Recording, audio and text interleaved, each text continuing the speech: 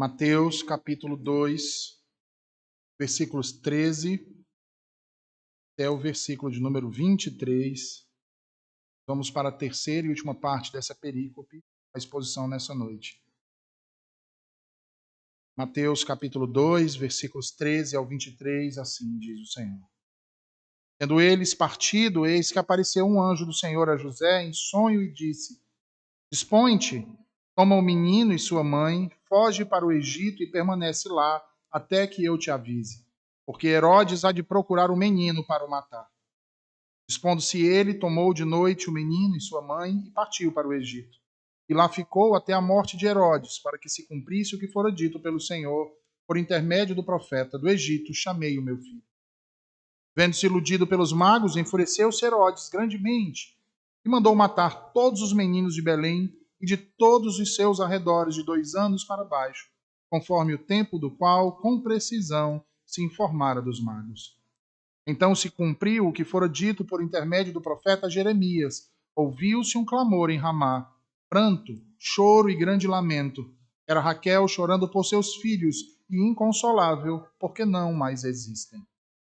Tendo Herodes morrido, eis que um anjo do Senhor apareceu em sonho a José no Egito e disse-lhe: Dispõe-te, toma o menino e sua mãe e vai para a terra de Israel, porque já morreram os que atentavam contra a vida do menino.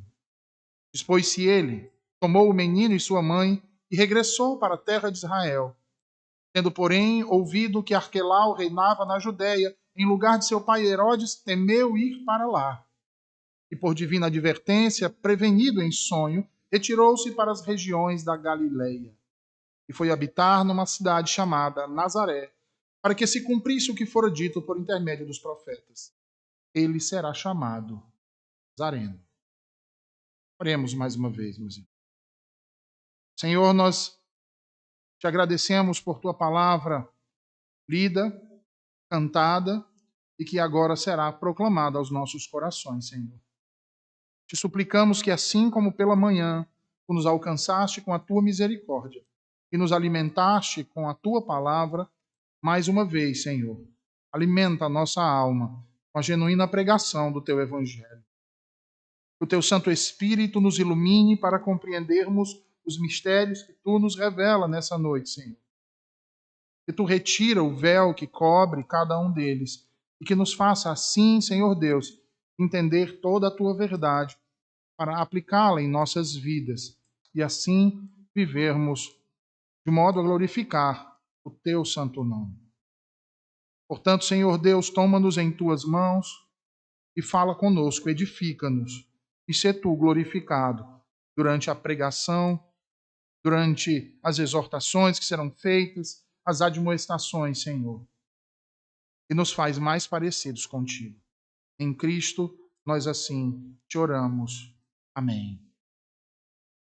Meus irmãos, em nossa última exposição, nós vimos as consequências trágicas da frustração de Herodes no tocante ao desprezo que os magos do Oriente manifestaram a ele quando não retornaram de Belém para lhe informar se o menino de fato já havia nascido e onde havia nascido, para que Herodes fosse então até a criança. Nós vimos que as consequências disso foi a de um terrível infanticídio, ordenado de modo cruel. Milhares de crianças da cidade de Belém e circunvizinhanças foram brutalmente mortas pelas tropas do rei Herodes. José, Maria e o menino Jesus, no entanto, foram exilados para o Egito, fugiram e lá viveram como exilados, seguindo assim a exortação de Deus, escapando da execução do nefasto decreto herodiano. O menino Jesus, tendo a vida preservada, cresce então em estatura e também no conhecimento dos dias que teve de passar no Egito. Agora, então, há uma nova realidade surgindo na vida do pequeno Jesus e da família que o Senhor elegeu para que o seu filho fosse criado. Mateus narra, então, a volta da Sagrada Família à sua terra. E ele o faz da seguinte forma, como podemos ver aí nos versículos 19 e 20, dizendo: Tendo Herodes morrido, eis que um anjo do Senhor apareceu em sonho a José no Egito e disse: Dispõe-te, toma o menino e sua mãe e vai para a terra de Israel, porque já morreram os que atentavam contra a vida do menino. Ao que parece, meus irmãos, José, Maria e o pequenino Jesus não demoraram muito tempo ali no Egito, nesse período de exílio. Especula-se, não há uma certeza ou um tipo de convicção de quanto tempo isso durou. Especula-se que aproximadamente após 3 ou 4 meses depois do morticínio infantil, Herodes adoece gravemente e morre. O historiador Flávio Joséfo conta grandes e graves detalhes acerca dos eventos que ocorreram durante a enfermidade final de Herodes. E se nós tomarmos, meus irmãos, a realidade daquele período, que naquele tempo tanto a patologia quanto a diagnose ainda jaziam em seu estado mais primevo, seria bastante arriscado, então, diagnosticar a enfermidade deste rei usando qualquer tipo de terminologia moderna, como tentam alguns.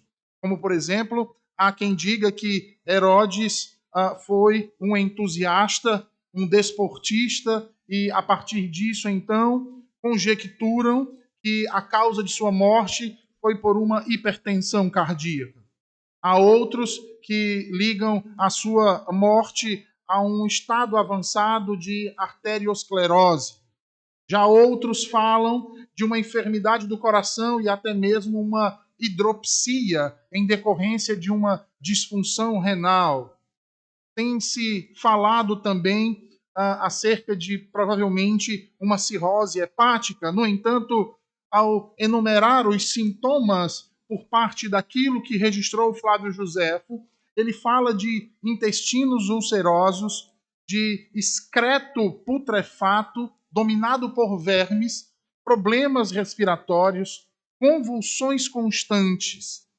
Foi assim, então, que esse homem passou os seus últimos dias, procurando a todo o custo se recuperar com o que tinha em seu período, mas nenhum dos médicos daquele período conseguiram concluir a sua recuperação. Disse, portanto, que pouco antes de sua morte, Herodes, ao compreender o quanto era odiado pelos judeus e que o anúncio de sua morte seria recebido com júbilo pelo povo, expediu então uma ordem, mandando chamar todos os homens, dentre os principais da nação de Israel, para que se apresentassem perante ele. Todos quanto puderam comparecer à presença do rei foram então aprisionados no hipódromo de Jericó por causa de uma ordem que o próprio Herodes expediu. Então ele chama a sua irmã Salomé e o marido dela e diz que uma coisa o incomodava à beira de sua morte. Era o fato de saber que ninguém choraria por sua morte. Logo, eles deveriam fazer algo para que isso não acontecesse. E então eles pedem uma ordem à sua irmã e ao marido dela que, ao ser morto, todos aqueles líderes de Israel que haviam sido presos fossem também executados para que a nação toda pranteasse por sua perda. No entanto, uma vez morto, a autoridade de Herodes sucumbiu e, portanto, não foi cumprida essa sua ordem. Joséfo sintetiza a vida de Herodes, portanto, com estas palavras. Vejam, ele diz: ele foi um homem de grande barbaridade para com todos os homens, sem distinção, e um escravo de suas paixões. Quão terrível foi esse homem, irmãos. E depois de sua morte, então, Mateus continua a sua narrativa e diz que um anjo do Senhor apareceu a José em sonho no Egito, então dizendo: levanta-te, toma o menino e sua mãe. Notem que aqui, meus irmãos, se nós retirarmos essa pequena expressão no Egito, a sentença é praticamente idêntica à que nós já ouvíamos, já havíamos lido no capítulo 2, versículo 13. Se bem nos lembrarmos, no meio daquele versículo, o anjo prometeu que voltaria quando chegasse o tempo de José deixar o Egito com o menino. Agora, de fato, ele cumpre aquela promessa e vem em sonho ordenar a José que retorne a Israel, pois aqueles que ameaçavam tirar a vida do pequeno Jesus já haviam morrido. Observem que não é dito a José aonde ir na terra de Israel, irmãos. Isso só acontece no versículo seguinte, como nós podemos ver na sequência aí, do versículo 21 ao 23, quando ele diz: dispôs-se ele, tomou o menino e sua mãe e regressou para a terra de Israel, tendo, porém, ouvido que Arquelau reinava na Judéia em lugar de seu pai, Herodes, temeu ir para lá e, por divina advertência, prevenido em sonho, retirou-se para as regiões da Galileia e foi habitar numa cidade chamada Nazaré, para que se cumprisse o que fora dito por intermédio dos profetas: ele será chamado Nazareno. Mais uma vez, o personagem de José que nos é apresentado aqui nos chama a atenção.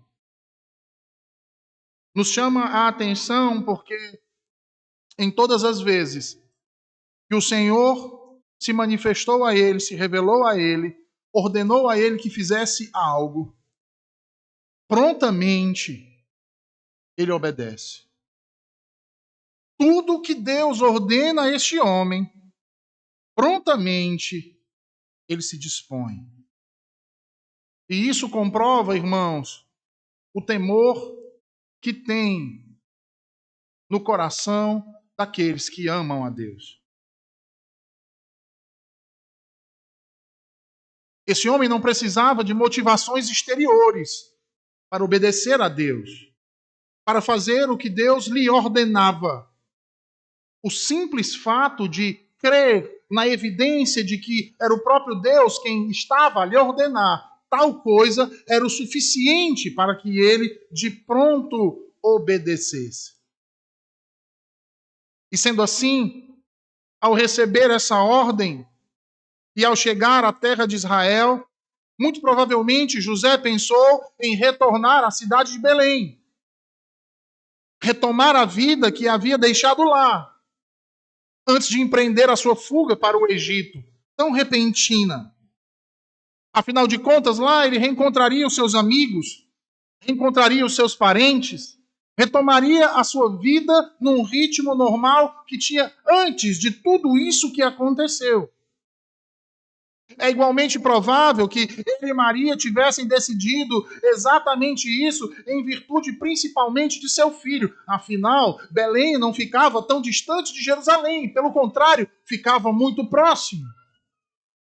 E em Jerusalém ficava então o centro da vida religiosa do povo judeu. Era onde se encontrava o templo.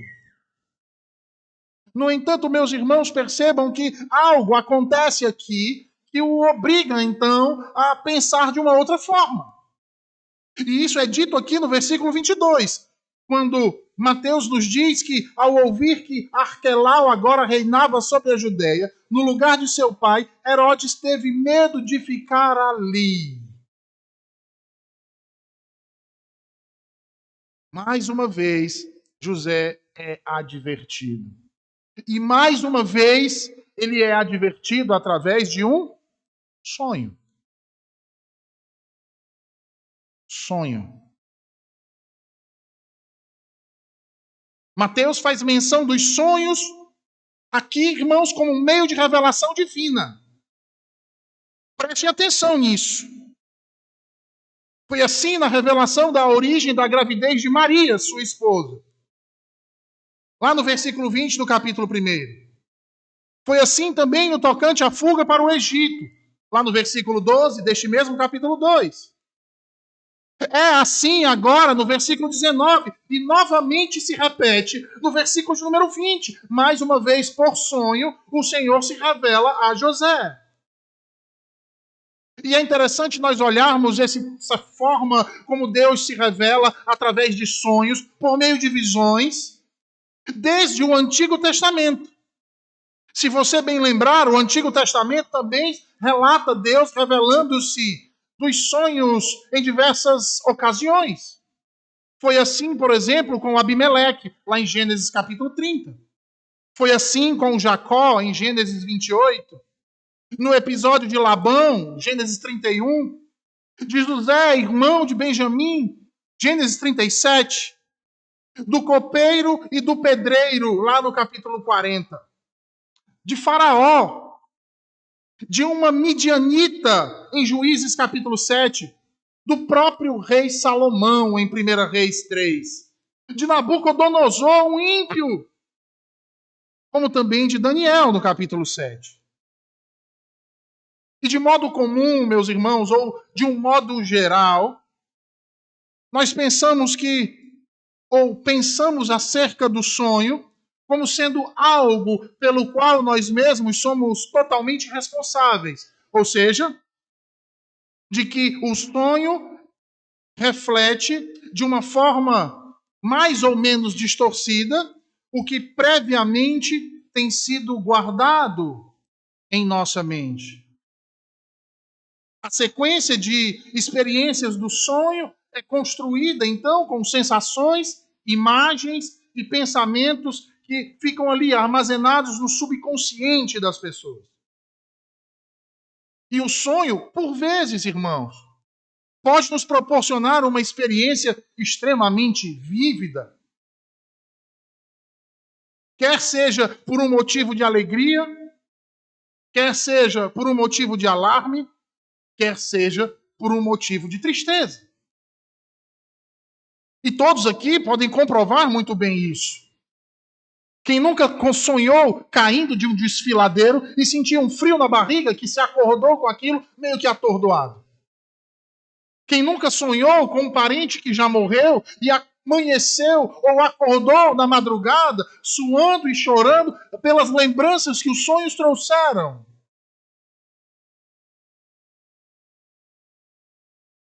Diz-se que a maioria dos sonhos ocorre no momento em que caímos no sono ou no momento em que despertamos.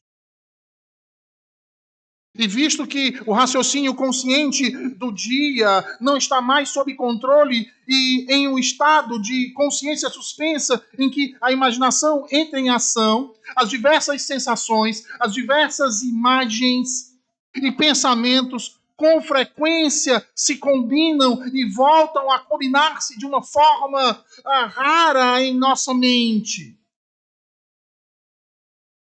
E na maioria das vezes, os sonhos que sonhamos têm uma duração muito breve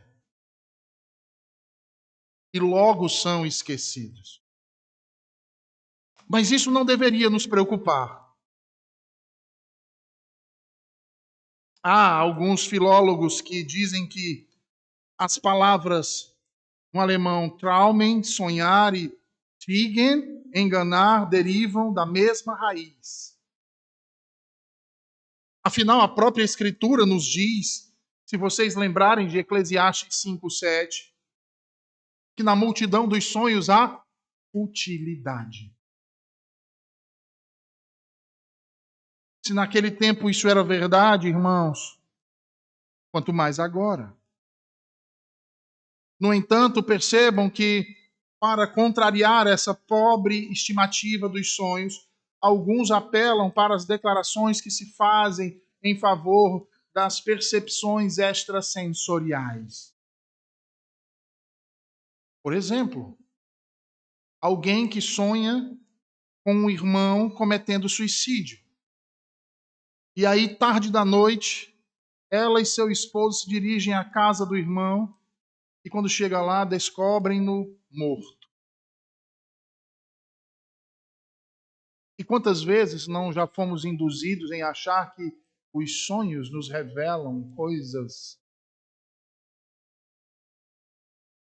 Contudo, antes que qualquer conclusão possa basear-se nesses casos, será que todas as pessoas que tiveram sonhos semelhantes e que não tiveram os resultados que essa pessoa teve, subsequentemente provados pela realidade, deveriam tratar esses sonhos como uma profecia, uma revelação? Certamente que nem todos os pesadelos refletem a realidade. Então, primeiro é preciso estabelecer critérios cientificamente adequados para julgar de uma forma objetiva tais informes. E diante disso, pode-se então formular a seguinte pergunta: mas se os sonhos dos tempos bíblicos eram frequentemente significativos, por que não os sonhos que sonhamos hoje podem não ser? E a resposta é clara e óbvia mediante a isso, irmãos. Uma vez que temos a plena revelação de Deus na pessoa de seu Filho Jesus Cristo, os sonhos como meios de revelação divina não são mais necessários agora em nossa realidade da nova aliança. Porque, como testemunha a própria Escritura, Deus outrora falou de forma fragmentada e variada. Um desses fragmentos e métodos pelos quais ele falou foi através dos sonhos, através das visões. No entanto, como reitera o autor aos Hebreus nestes últimos dias, especialmente agora que a plena revelação de Jesus Cristo ficou registrada e o Espírito Santo foi derramado sobre todos os crentes, Deus nos falou uma vez por todas na pessoa do seu Filho. Logo, é razoável e, portanto, crer que José, bem como os magos, foram avisados por meio de um sonho, mas que para nós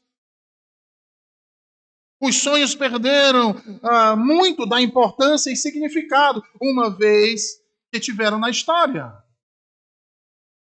Principalmente se atentarmos para a gritante realidade de que a maioria dos relatos dos sonhos mencionados na Escritura, para não dizer todos, possuem um fator decisivo e distintivo, que é sempre mencionado. Os sonhos das Escrituras relatados estão longe de serem o resultado de um conglomerado de experiências pessoais do dia a dia de um determinado indivíduo, mas tratava-se especificamente de uma mensagem divina.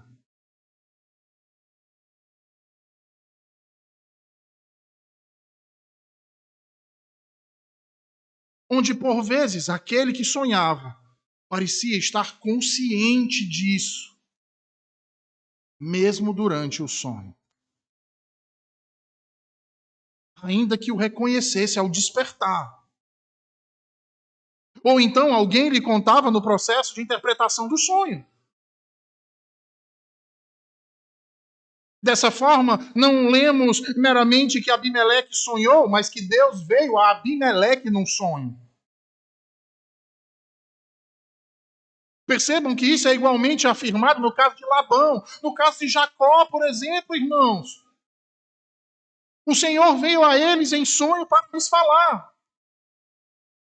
Da mesma forma, fez o Senhor Deus com Faraó, quando revelou-lhe o que estava para fazer. Ora, Yahweh aparece a Salomão em sonho, dizendo: o que eu devo te dar? E o que dizer do sonho de Nabucodonosor, referente à árvore? Era-lhe revelado o decreto do Altíssimo. E certamente foi um anjo que interpretou para Daniel o seu sonho, mostrando-lhe que também, nesse caso, o conteúdo do sonho era algo de que Daniel mesmo não era exclusivamente responsável.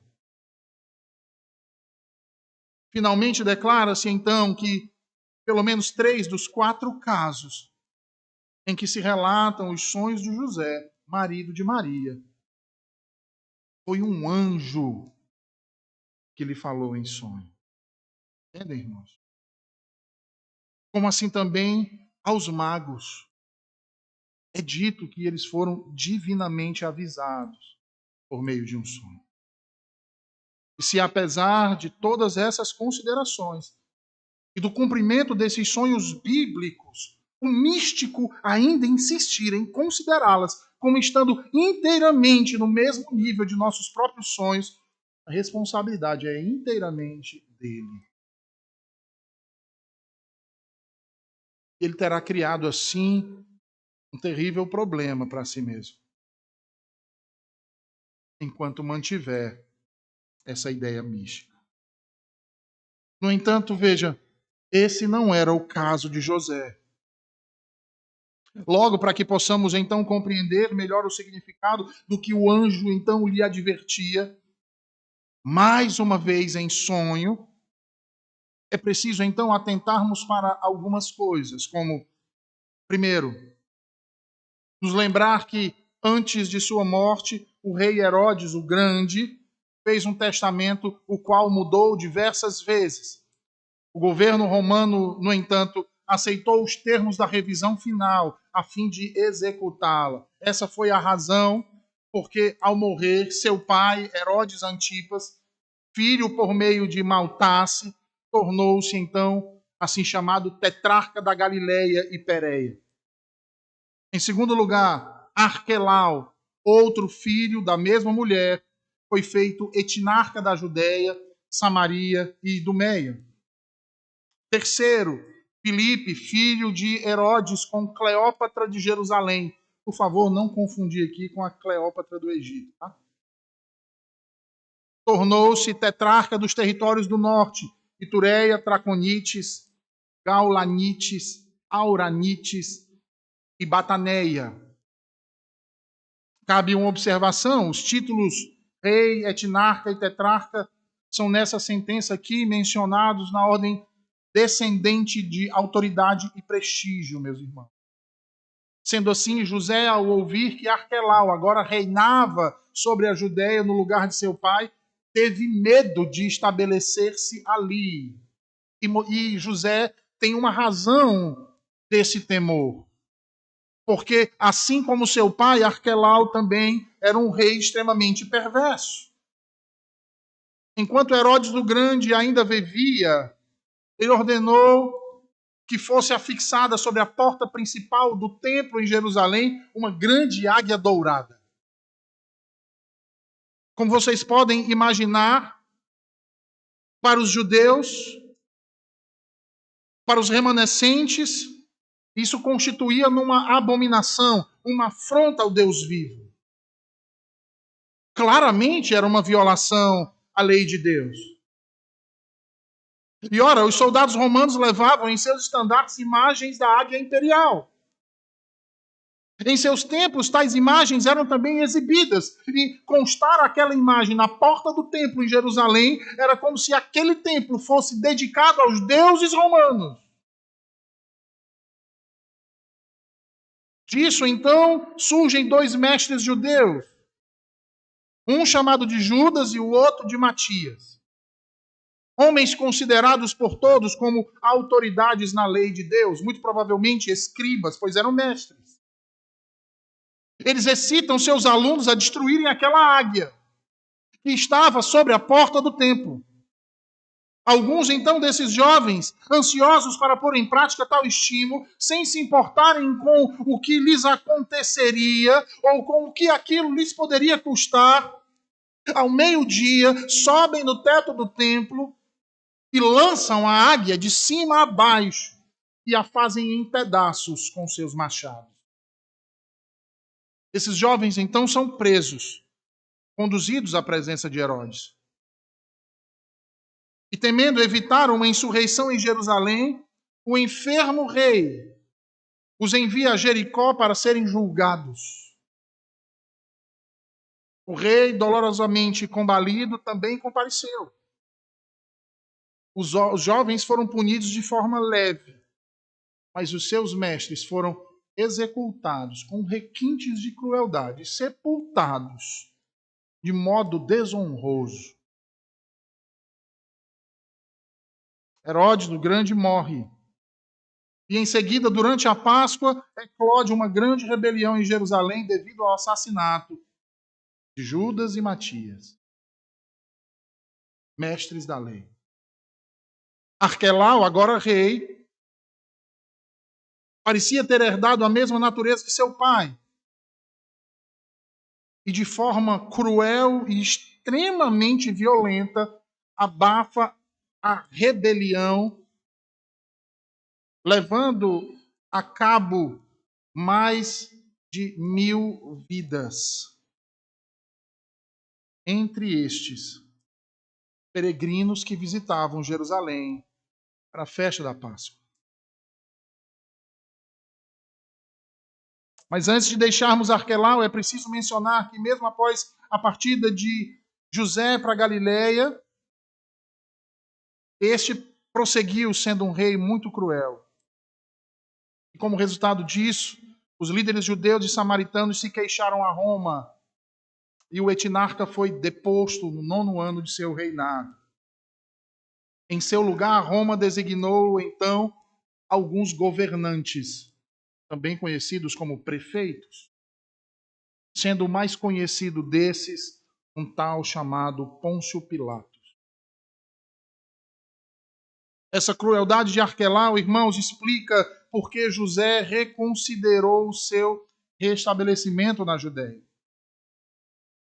Não obstante, como nós mencionamos anteriormente, Belém atraía José como um bom lugar para se viver.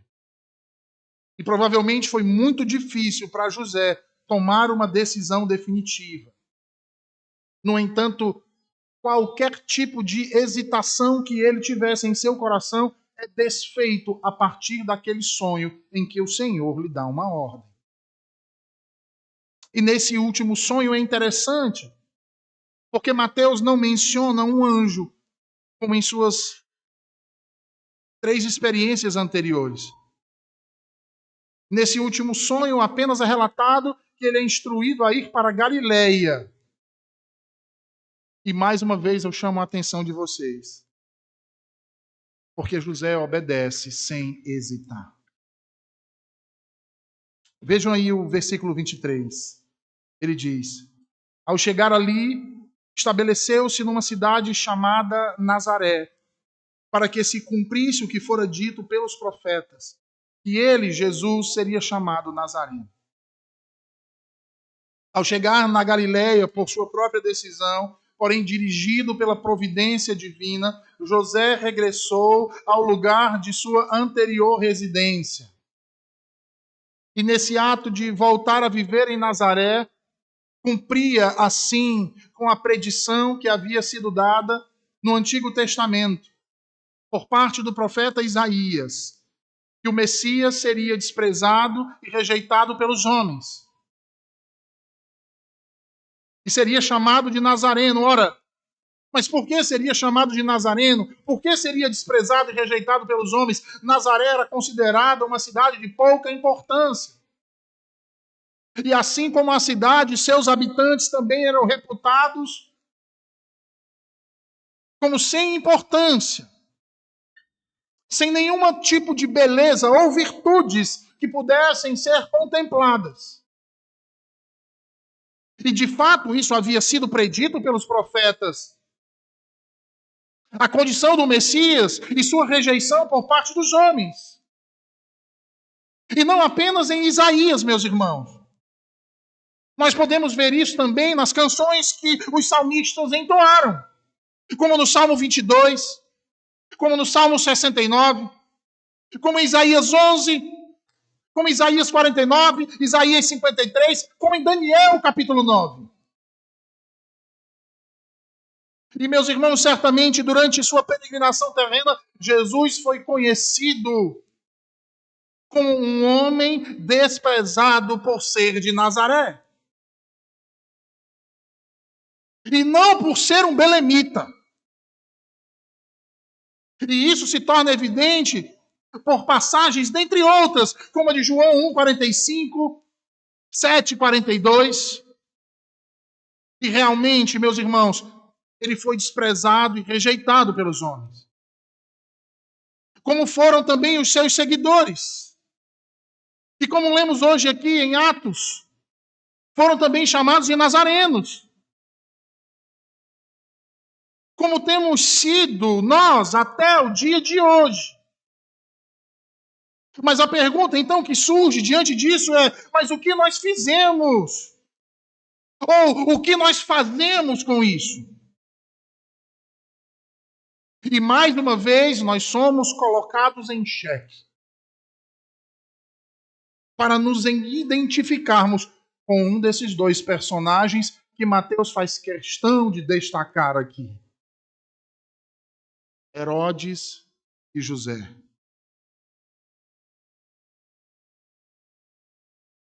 Com qual dos dois nós temos nos identificado, irmãos?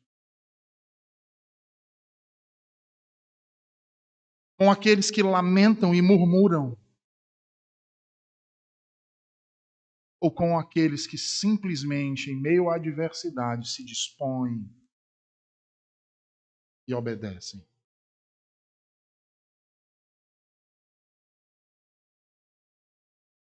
Há pessoas que dizem assim: mas é porque eu estou desmotivado.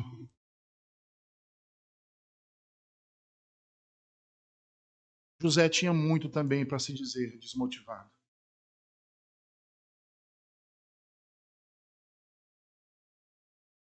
Ele tinha uma vida antes de Maria. Ele tinha uma profissão. Ele tinha filhos. Ele gozava de um status. Ele se alegrava no Senhor, indo à sinagoga, cumprindo com suas obrigações religiosas rigorosamente. Era um homem extremamente piedoso.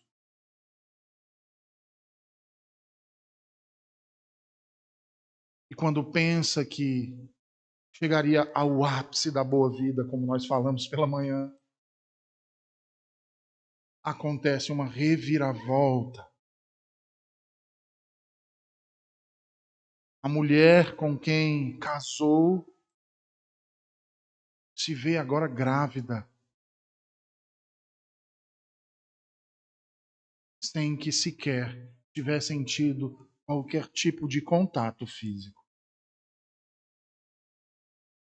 Não somente isso, ele tem que sair às pressas para ir para uma cidade. Ele tem que largar os seus negócios. Ele tem que fugir. E não somente isso, ele se depara com uma realidade muito pior, que é a ameaça da morte, morte real.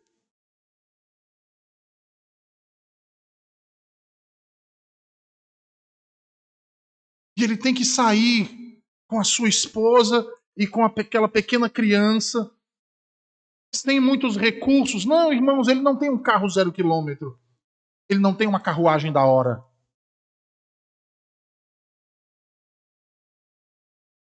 É provavelmente nos lombos de um pequeno animal, com pouquíssimos recursos. E que ele vai para uma terra estranha, viver em meio a um povo estranho. E certamente ao chegar lá, ele procurou se estabelecer. Ele procurou seguir em frente, arranjar um trabalho, conseguir uma casa para sua esposa, para que a criança pudesse crescer. Mas de repente, novamente, tudo muda na vida dele. E ele tem que sair de onde ele estava, mas pelo menos uma boa notícia: eu agora posso voltar para a minha terra, para junto da minha parentela. E eu fico imaginando o que se passou na cabeça de José. Vou voltar para Israel. Vou rever meus familiares. Vou falar com os meus antigos clientes. Vou restabelecer a minha vida, a minha profissão. Meu filho vai ter uma casa. Nós vamos viver agora em paz. Mas de repente tudo muda de novo, irmão. Porque parece que quando as coisas estão ficando boas para nós, essa condição parece escorregar pelos nossos dedos. Mas prestem atenção, o que esse homem faz? Ele não espera que chegue alguém e venha consolá-lo. Ele não espera que chegue uma oferta extraordinária na sua vida. Ele não fica pensando qual a melhor decisão ele tem que tomar. Mas pela fé, ele simplesmente obedece.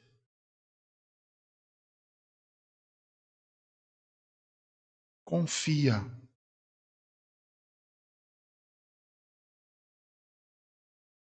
Porque é assim que agem os filhos de Deus. Independente das circunstâncias que vivem. Eles obedecem ao que o Senhor manda, tão somente porque eles confiam no Senhor. E eles confiam no Senhor por causa de uma coisa: pela fé.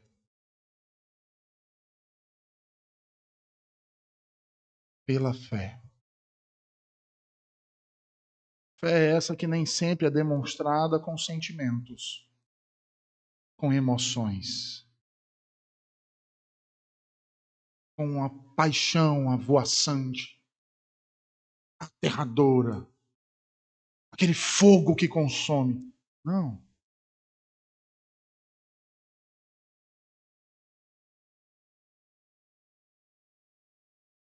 Assim como o amor, ele crê, mesmo não vendo. Ele confia, porque tem esperança. E nós, irmãos, temos agido como José diante das adversidades nas nossas vidas. Como nós temos respondido a Deus? Com obediência ou com lamento e murmúrio? Os filhos de Deus certamente não se lamentam, não murmuram, mas se regozijam, mesmo em meio às mais terríveis adversidades. Porque eles olham para a cruz, eles olham para aquele que deu a vida por cada um deles, por cada um de nós.